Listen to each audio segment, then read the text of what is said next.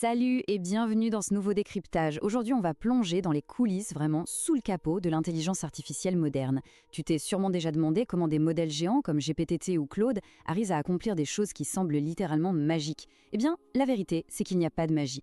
En fait, pour en arriver là, les chercheurs ont réalisé un truc fondamental. Les mathématiques traditionnelles n'étaient tout simplement plus suffisantes. Pour faire tourner ces immenses cerveaux numériques, il a fallu inventer de toutes pièces un tout nouveau langage mathématique. C'est ce qu'on appelle les primitives inventées.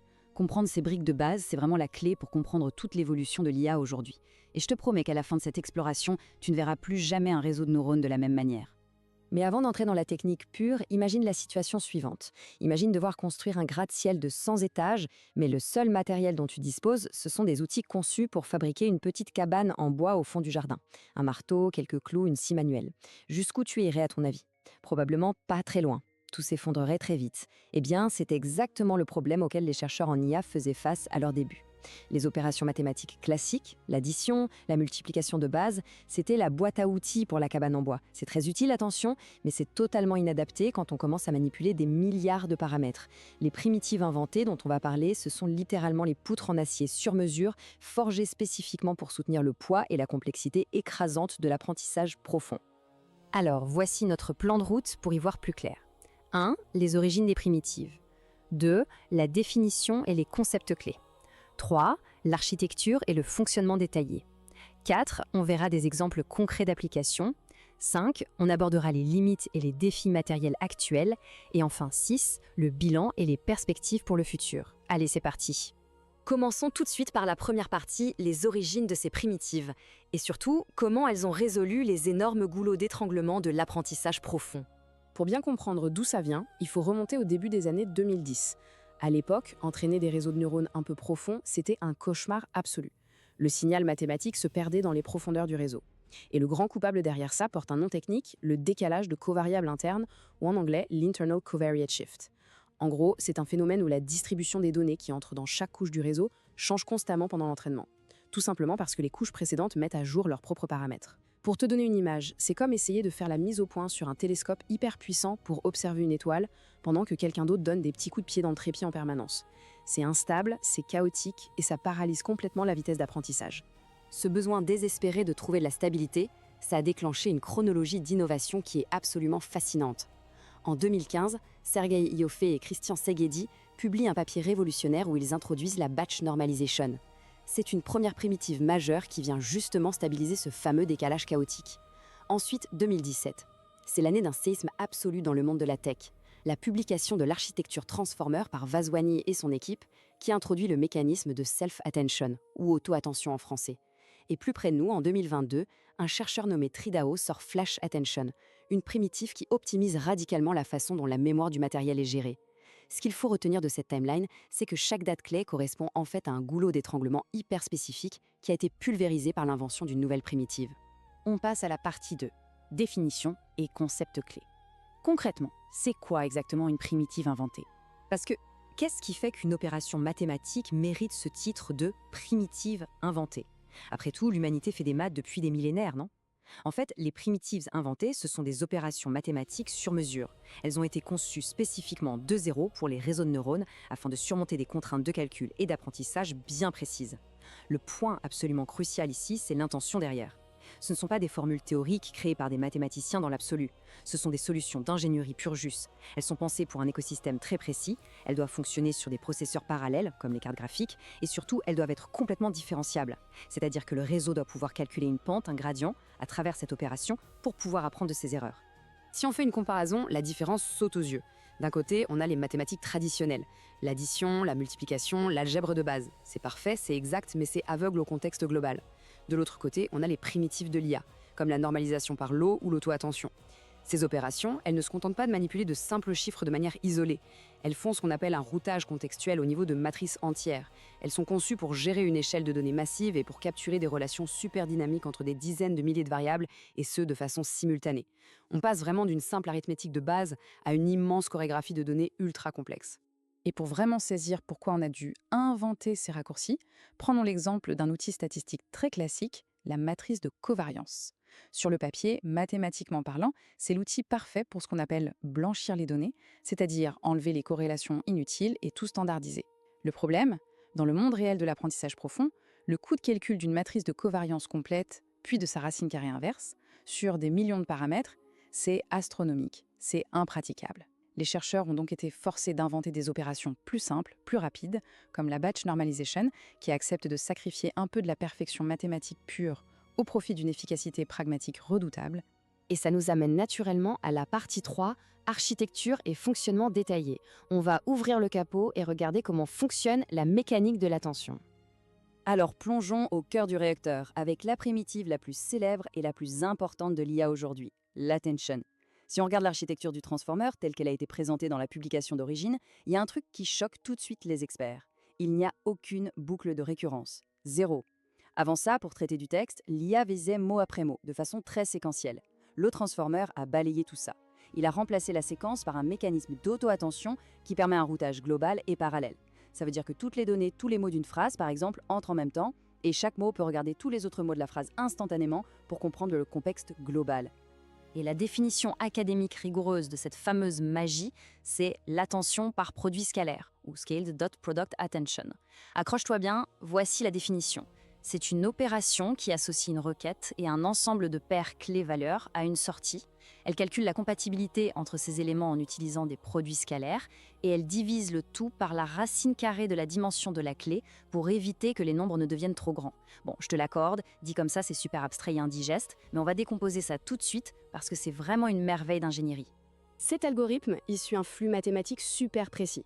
À la base, on a 3 matrices qu'on appelle Q, K et V, pour query, key et value, soit requête, clé et valeur. Le processus démarre par un matmul, qui est simplement une multiplication matricielle entre Q et K. Ensuite, on met ça à l'échelle, le scale. On applique parfois un masque pour cacher certains mots si on génère du texte de gauche à droite. Puis ça passe dans une fonction appelée softmax. Et boum, on multiplie le résultat par la matrice des valeurs V avec un dernier matmul. C'est le battement de cœur de l'IA aujourd'hui. Mais bon, concrètement, dans le monde réel, ça veut dire quoi, Q, K et V?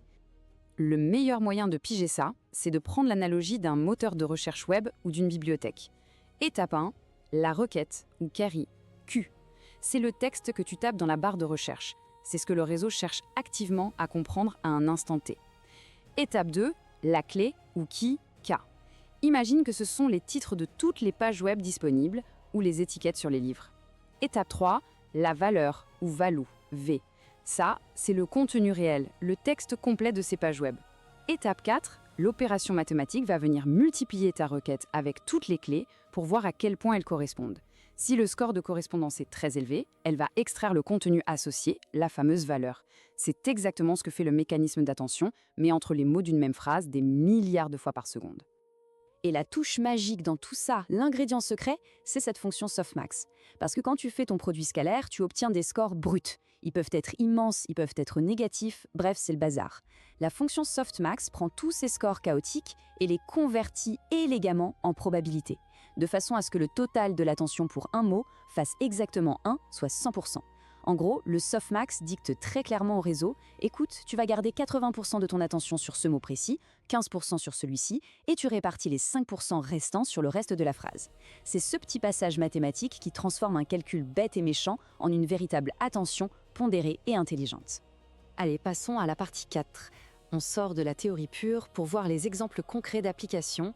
Quel est le véritable impact dans le monde réel ? Jusqu'ici, on a vu des concepts magnifiquement théoriques, mais il faut réaliser que l'impact de ces primitives sur l'industrie est tout simplement colossal. Reprenons notre tout premier exemple, la normalisation par lot, ou batch normalisation. Cette primitive vient prendre les entrées d'une couche du réseau et elle les normalise pour chaque petit paquet de données, ce qu'on appelle un mini-lot, pendant l'entraînement. En fait, elle force la moyenne des données à être à 0 et l'écart-type à 1. Ça a l'air d'une banale astuce de nettoyage de données, mais en stabilisant les signaux, le résultat concret sur le terrain a laissé la communauté scientifique bouche bée. Le gain a été de 14 fois. Dans leur papier d'origine, Ioffe et Szegedi ont démontré qu'en ajoutant simplement cette petite ligne de code, cette primitive de batch norm, à un modèle de reconnaissance d'image de pointe, on arrivait exactement au même niveau de précision, mais avec 14 fois moins d'étapes d'entraînement, 14 fois moins de calculs. C'est un gain de productivité et une économie financière hallucinante. Honnêtement, sans cette primitive précise, l'IA aurait pris des années de retard à cause de temps d'entraînement beaucoup trop longs et coûteux. Et si on veut un exemple encore plus récent, parlons de flash attention. Les chercheurs se sont rendus compte que déplacer les données dans la mémoire de la carte graphique prenait plus de temps que de faire le calcul lui-même. En réécrivant la primitive d'attention pour qu'elle soit super intelligente dans sa gestion de la mémoire physique, Flash Attention a permis de diviser la consommation de mémoire par 10 sur des séquences longues. 10 fois moins de mémoire, c'est exactement cette innovation qui a permis au grand modèle de langage récent de passer d'une mémoire de poisson rouge capable de lire juste un paragraphe à la capacité incroyable d'avaler et d'analyser des livres entiers d'un seul coup. C'est une révolution au niveau des entrées-sorties matérielles. Ce qui nous amène directement à notre partie 5, les limites et les défis matériels, le mur physique contre lequel l'IA est en train de buter. Parce que oui, les logiciels et les mathématiques évoluent à une vitesse folle. Mais aujourd'hui, ces primitives rentrent violemment en collision avec une réalité très têtue, le silicium, le matériel physique. D'un côté, on a la vitesse de calcul pure des processeurs graphiques, les GPU, qui est monstrueusement rapide, on parle de teraflops. Mais de l'autre côté, on a la bande passante de la mémoire, c'est-à-dire la vitesse à laquelle les données voyagent depuis la mémoire vers le processeur. Et ça, c'est beaucoup, beaucoup plus lent.